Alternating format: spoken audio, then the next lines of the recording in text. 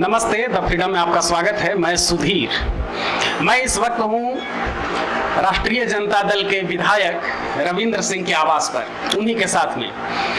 रविंद्र सिंह से आज हम लोग चर्चा करेंगे एक मामले की, जो मामला बहुत अधिक चर्चा में रहा था 2 साल पहले। 2017 में रविंद्र सिंह एक मामले को लेकर के सुप्रीम कोर्ट गए थे। जनहित याचिका उन्होंने दायर की थी और उस जनहित याचिका को खारिज करते हुए सुप्रीम कोर्ट ने इन पर 10 लाख रुपए का जुर्माना लगाया था। इससे पहले वो हाई कोर्ट गए थे और मेरे पास जो दस्तावेज हैं वो बताते हैं कि पटना हाई कोर्ट में जनहित याचिका वाद संख्या 8205/2015 दायर किया था और पटना हाई कोर्ट ने बिना विमर्श किए, जैसा कि मेरे हाथ के दस्तावेज बता रहे हैं, 6 दिसंबर 2016 को खारिज कर दिया था। इसके बाद रविंद्र सिंह हाई कोर्ट के सभी दस्तावेजों के साथ सुप्रीम कोर्ट में गए।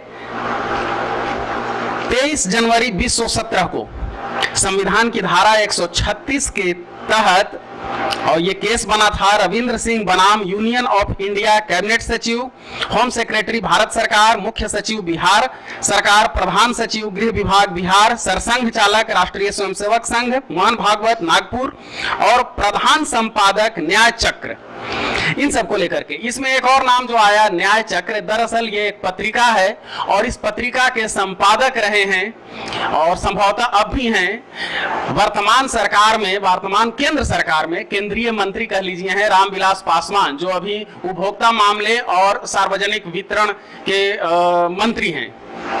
वो उस पत्र के संपादक थे और उस पत्र में एक आर्टिकल छपा था। वो आर्टिकल विवादित था। बाद में वो आर्टिकल दूसरे पत्रों में भी छपा। मेरे हाथ में अभी शोषित समाज दल का मुख्य पत्र शोषित का अंक है 15 जुलाई 2017 का। इस अंक में भी वो आर्टिकल छपा है और इसी आर्टिकल को लेकर के रविंद्र सिंह पहुंचे थे पटना हाई कोर्ट और फिर बाद में सुप्रीम कोर्ट में, और जिस पर ये मामला चला।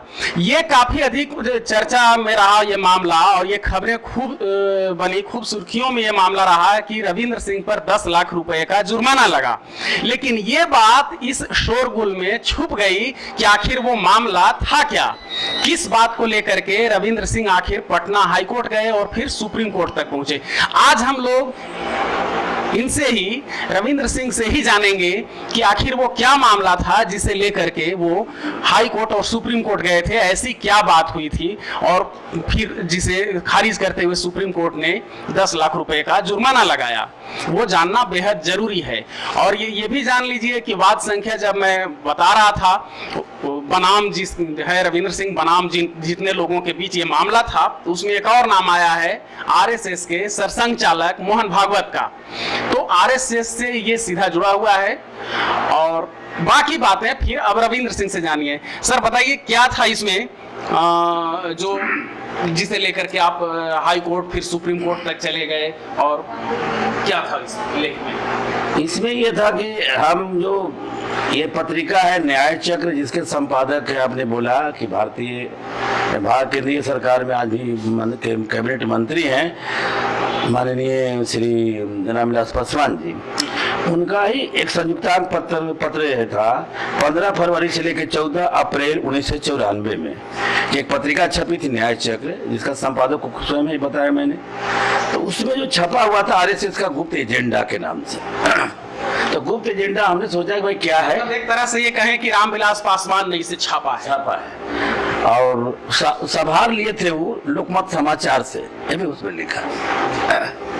उसमें जो छपा हुआ था, तो मैं जब पढ़ने का काम किया तो हम समझा कि इसको स्पष्ट होना जरूरी है। इस पत्र को मैंने राष्ट्रपति से लेके प्रधानमंत्री, गृह मंत्री, तमाम अपने मुख्यमंत्री को और तमाम राजनीतिक पार्टी को मैंने पत्र लिखा और कोई जब संतुष्टपूर्ण जवाब नहीं आया तो हमने महसूस किया कि राष्ट्रवाद की बात बोलता है, इतना सांस्कृतिक क्रांति की बात बोलता है, इसके अगर गुप्त लेटर सही है तो इसे राष्ट्र का विरोधी और आतंकवादी तो कोई हो ही नहीं सकता। इसका उद्देश्य क्या है? तो मैं तमाम लोग को लिख पर के जब परेशानी हमको मैंने कोई संतोषपूर्ण जवाब नहीं मिला और कोई कार्रवाई का उम्मीद नहीं बना, तब हमने हाई कोर्ट पर जनहित याचिका दायर किया। तो इन्होंने बिना बहस हल्का ढंग से इसको लिया और कहा कि पुरानी मामला को उठा दिया, इसलिए खारिज कर दिया। फिर भी हमने कहा कि जब हाई कोर्ट ने खारिज किया तो हम सुप्रीम कोर्ट जाएंगे। सुप्रीम कोर्ट में हम चले गए। जब वहाँ दायर किया हम, तो करीब 20-25 मिनट जो बहसें चली हुई होगी, उसके बाद कोर्ट ने ये कह के खारिज किया कि बहुत पुराना मामला है, एक जनप्रतिनिधि के क्या नियत है, किस कारण से इसको उठाए हैं, और कोर्ट को अनावश्यक समय बर्बाद किया, इसीलिए हम इनको 10 लाख का जुर्माना किया। तो जब हमको ये खबर हुई कि इसके लिए 10 लाख जुर्माना हुआ है, जब हमें खबर मिली तो हमने अपने वकील से पूछा कि इसमें क्या मामला था। वो कहें कि पुराना मामला, इसके सिवाय कुछ हमने इसको उठाने का कोई मकसद नहीं होता है, और कोर्ट को इन्होंने अनावश्यक समय को बर्बाद किया, इसलिए उनको मैंने ये याचिका जो है हम खारिज करते हैं। तो ये बातें तो सबके संज्ञान में है। अब हम ये जानना चाहते हैं कि क्या था मामला। वही मैंने सोचा कि ठीक है, अब तो आ जाएगा पेपर में, लेकिन राष्ट्रीय स्तर का कोई पेपर, चाहे क्षेत्रीय स्तर का, सभी भाषा में 10 लाख जुर्माना जरूर छपा, लेकिन याचिका में क्या था कहीं नहीं छपा।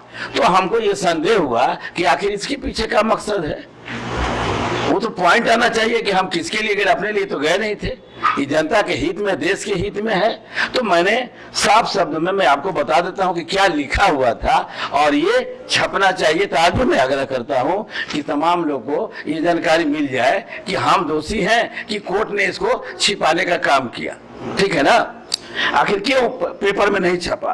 ये था कि वो अपने कार्यकर्ताओं को जो चिट्ठी लिखे थे, आपको अपने पुराने कार्यक्रम के अलावा कुछ नए अतिरिक्त नए कार्यभार सौंपे जा रहे हैं, कुछ कार्यक्रमों में संशोधन की जरूरत है, संचालकों और स्वयंसेवकों तक निम्नलिखित सूचना पहुंचाना आवश्यक है, अपनी प्रतिक्रिया मुख्यालय को भेजे, सूचना पहुंच जाने के बाद यह पत्र नष्ट कर दिया जाए। उन्होंने अपने तमाम नीचे कैडरों के दिया, लीडरों को। पहला था उसमें कि हथियार और विस्फोटक भरपूर मात्रा में प्राप्त करें। दूसरा पॉइंट था कि मुसलमान और अम्बेडकरवादियों के खिलाफ और खिलाफ गैर स्वर्ण हिंदुओं को लड़ने के लिए प्रेरित करें, कोष में उकसाएं। तीसरा था कि सरकारी पदाधिकारियों में हिंदुत्व की भावना को महत्वाकांक्षी बनाए। चौथा था कि डॉक्टर और दवा विक्रेताओं में हिंदुत्व की भावना जगाई जाए, जिससे वे अपनी काल बीती हानिकारक दवाएं ही अनुसूचित जाति, जनजाति, पिछड़े और मुसलमान ग्राहकों को बेचे। पांचवा है कि गैर स्वर्ण और पिछड़ों की बस्तियों में छोटे बच्चों में ओम जय श्री राम की शब्दों को लोकप्रिय बनाए। छठा है कि हिंदू विरोध, कोष्ठ में ब्राह्मण विरोध करने वाले धार्मिकतावादियों के कार्यक्रमों का बहिष्कार करें। सातवां है कि पिछड़ी जातियों की बस्तियों में दारू, नशीले पदार्थ, जुआ, लॉटरी आदि के जरिए पैसा बटोरने में लगे व्यवसायियों की मदद करें। आठवां है कि मुसलमानों और गैर स्वर्ण की लड़कियां छोटी उम्र में वेश्यावृत्ति करने लग जाए या देवदासी बन जाए, इसकी चेष्टा की जाए। नवा है कि अपने स्वयंसेवकों संगठन से जुड़े शिक्षकों और दूसरे लोगों के जरिए गैर स्वर्ण हिंदुओं, खासकर अम्बेडकरवादियों के स्कूलों में पढ़ने वाले बच्चे को ऐसे खाद्य पदार्थ दिए जाए जिससे उनकी मानसिक, शारीरिक और बौद्धिक विकास कुंद हो जाए। 10वां है कि अनुसूचित जाति, जनजाति के छात्रों को अपने स्कूलों में अधिकाधिक प्रवेश दें और केवल अपने सिद्धांतों के मुताबिक इतिहास की शिक्षा दें। 11वां है कि मुसलमान, अम्बेडकरवादी और बौद्ध समाज को भड़काकर आपस में दंगा कराने के लिए शहर के गुंडों, पुलिस और दूसरे हथियारबंद दलों की मदद लें। 12वां है कि दंगे के दौरान बड़े पैमाने पर मुसलमान, गैर स्वर्ण हिंदुओं की औरतों पर सामूहिक बलात्कार कराया जाए। जान पहचान या दोस्ती वाले इस कार्य में अवरोध न बने, इस मामले में सूरत कांड को नमूना मानकर चले। 13वां कि गैर हिंदुओं को धार्मिक स्थलों से लगी जमीन पर देव प्रतिमा स्थापित करने का कार्यक्रम पूर्वतः जारी रखें। मदद के लिए मुख्यालय से संपर्क करें। पुराने चर्च, मस्जिद अथवा स्तूप के स्थान पर पूर्व हिंदू मंदिर होने का दावा करने वाला साहित्य तैयार किया जाए। 14वां कि तीव्र गति से मुसलमान बौद्ध विरोधी साहित्य प्रकाशित किया जाए। सम्राट अशोक बौद्ध नहीं था, यह साबित करने वाला साहित्य तैयार करके प्रसारित किया जाए। 15वां है कि हिंदुत्व और ब्राह्मण विरोधी दलित साहित्य, अम्बेडकरवादी साहित्य और साम्यवादी साहित्य नष्ट करने की कोशिश की जाए। स्वयं लिखा गया अम्बेडकरी विचार और साहित्य गैर सवर्णों और पिछड़े लोगों में प्रसारित किया जाए। 16वां कि अनुसूचित जाति, जनजाति का बैकलॉग पूरा न होने दिया जाए। 17वां है कि राम के स्टिकर, कैलेंडर, पंपलेट बड़े पैमाने पर तैयार करके वितरित किए जाए। 18वां है कि गैर सवर्णों और पिछड़ी जातियों में अंधविश्वास, अंधश्रद्धा फैलाने की ओर विशेष ध्यान दें। इस कार्य के लिए पहले की तरह बाबाओं और साधुओं की मदद ली जाए। 19वां है कि जैन बौद्ध सिखों को हिंदू बनाने का कार्य पूर्वतः चालू रखा जाए। जैन मंदिरों में ज्यादा से ज्यादा राम भक्ति और श्री राम पूजा करवाया जाए और प्रगति की जानकारी मुख्यालय को दी जाए। 20वां है कि कम्युनिस्ट और गैर स्वर्णों कोष्ठ में शूद्रों पर पूर्वतः हमले जारी रखी जाए। 21वां है कि मंडल विरोधी आंदोलन शुरू रहने दिया जाए।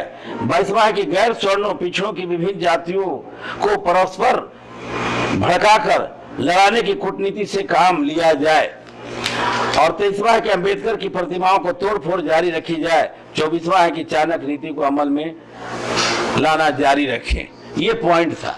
इतने पर इनका कार्यक्रम यही इनका एजेंडा है। तो ये एजेंडा ये आरएसएस का एजेंडा है। अगर ये छप जाता तो हमको कोई पूछता नहीं कि सुप्रीम कोर्ट में काहेला जुर्माना दिया, कौन सा गलती किया। और मैं चाहता हूं कि इससे बरी हो जाए हम, कि हमको लोग जान जाए कि हम क्या लेके गए थे और उसमें क्या लिखा हुआ था। तो अब रामविलास पासवान जी का भी चेहरा स्पष्ट में हो जाएगा कि क्यों सटे हुए हैं उधर। और आरएस थोड़ा सा भी विरोध करने पर बड़ा उतावला में विरोध करता है, लेकिन आज तक आरएसएस भी कहीं प्रतिकार इस बात को नहीं किया। तो ये अरवल विधानसभा क्षेत्र के विधायक, जो राष्ट्रीय जनता दल के विधायक हैं, रविंद्र सिंह बता रहे थे वो मामला जिसके कारण सुप्रीम कोर्ट ने इन पर 10 लाख रुपए का जुर्माना लगाया था। सुप्रीम कोर्ट ने इस मामले को गलत नहीं बताया, जो तथ्य हैं उन तथ्यों को गलत नहीं बताया था। सिर्फ ये कहा था कि ये मामला काफी पुराना है और इस पर बेवजह कोर्ट का समय बर्बाद किया जा रहा है, इसलिए 10 लाख रुपए का जुर्माना लगाया जाता है। इन तथ्यों को न तो पटना हाईकोर्ट ने गलत बताया है, न ही सुप्रीम कोर्ट ने गलत बताया, और न ही आज तक आरएसएस ने इसे गलत बताया, जबकि ये कई जगह ये बातें छप चुकी हैं।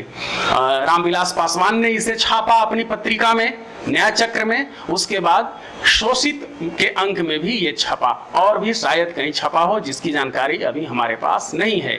तो ये कुल मिलाकर के मामला है। इसमें कितनी सच्चाई है, शायद आरएसएस का अगर कोई पक्ष इस पर आता है तो उसे भी हम आपके सामने रखेंगे। हमारे साथ जुड़े रहने के लिए द फ्रीडम को सब्सक्राइब करें। धन्यवाद। जय हिंद।